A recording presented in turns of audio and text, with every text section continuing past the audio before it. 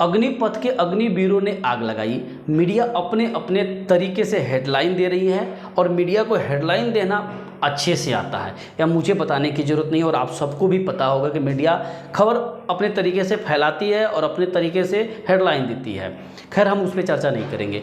हम चर्चा करने जा रहे हैं अग्निपथ स्कीम को लेकर जो बवाल हो रहा है, सरकार ने क्या गलती किया है और शायद जो राजनीतिक पार्टियाँ अभी क्या गलती करी है। आप इस वीडियो को पूरा देखिए, आधा अधूरा वीडियो देखकर कुछ कमेंट मत कीजिए। अगर आधा अधूरा देखना है तो आप इस वीडियो को मत देखिए, देखना है तो पूरा देखिए और तब अपना राय कमेंट कीजिए।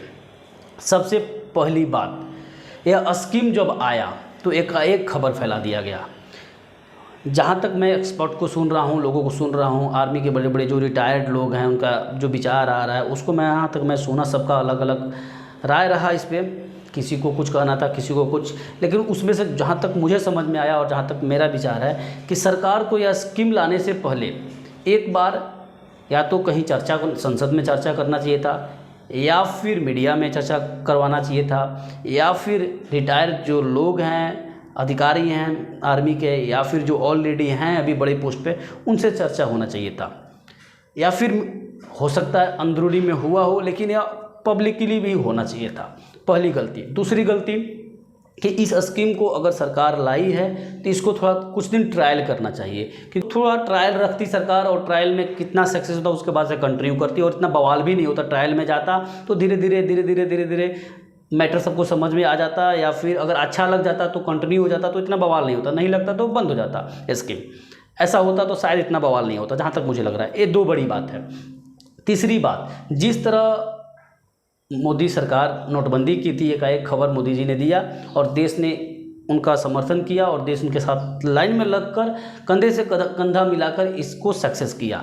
सेम उसी तरह शायद इन्होंने समझा कि एकाएक हम कर देंगे और या लोग मान जाएंगे, पब्लिक मान जाएगी, लड़के मान जाएंगे और जो टीचर हैं वो मान जाएंगे, जो लड़के के टीचर हैं सब मान जाएंगे और देश में कुछ होगा नहीं।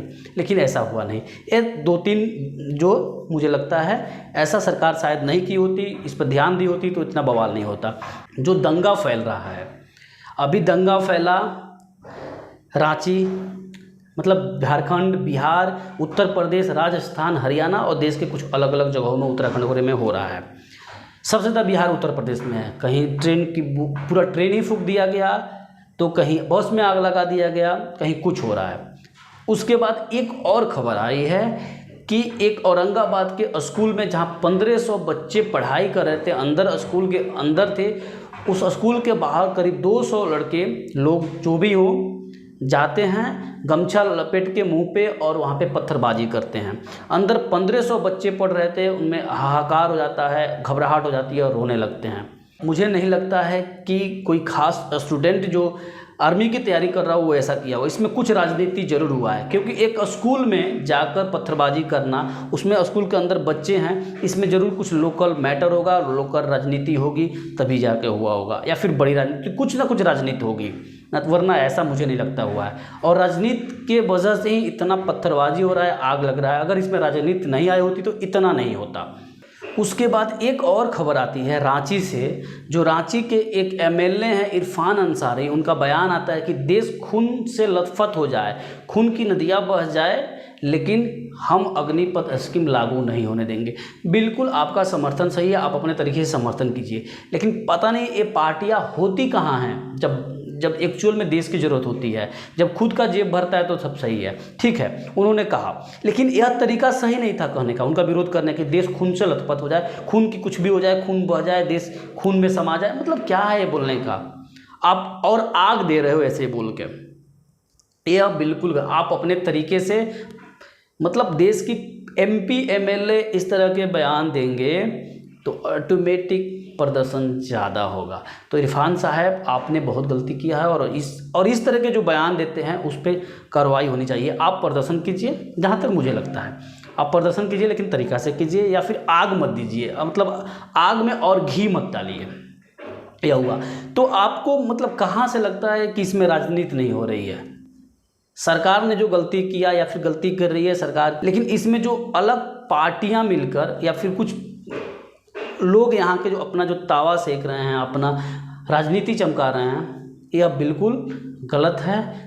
एक तरफ देश की संपत्ति जल रही है, ठीक है, लड़के जला रहे हैं या फिर जो भी दंगाई चला रहे हैं, बिल्कुल गलत है, ऐसा नहीं होना चाहिए, देश की संपत्ति है। लेकिन जब ऐसा क्वेश्चन उनके पास हो रहा है तो उनकी तरफ से काउंटर क्वेश्चन हो रहा है कि तब देश के नेताओं ने क्यों देश को लूटा, क्यों 5 साल के लिए आते हैं और करोड़पति और पति बन जाते हैं, ठेकेदार बन जाते हैं, शोरूम खोल जाते हैं, देश को क्यों लूटते हैं, क्यों घोटालेबाज होते हैं। यानी दोनों तरफ गलत है। इसमें बर्बाद कौन हो रहा है? आम जनता।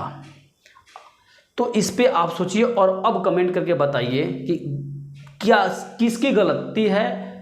क्या सरकार की गलती है, क्या लड़कों की गलती है, या फिर अदर राजनीतिक पार्टियों की गलती है, या फिर पूरा सिस्टम ही करप्ट हो चुका है, स्टार्टिंग से ही, शुरू से ही चलता आ रहा है और इसको सुधारने में सरकार सक्षम हो नहीं पा रही है क्योंकि पूरा करप्ट है, या फिर सरकार इसको सुधारने की कोशिश नहीं कर रही है। क्या हो सकता है? अब कमेंट करके बताइए और चैनल को सब्सक्राइब करके रखिए।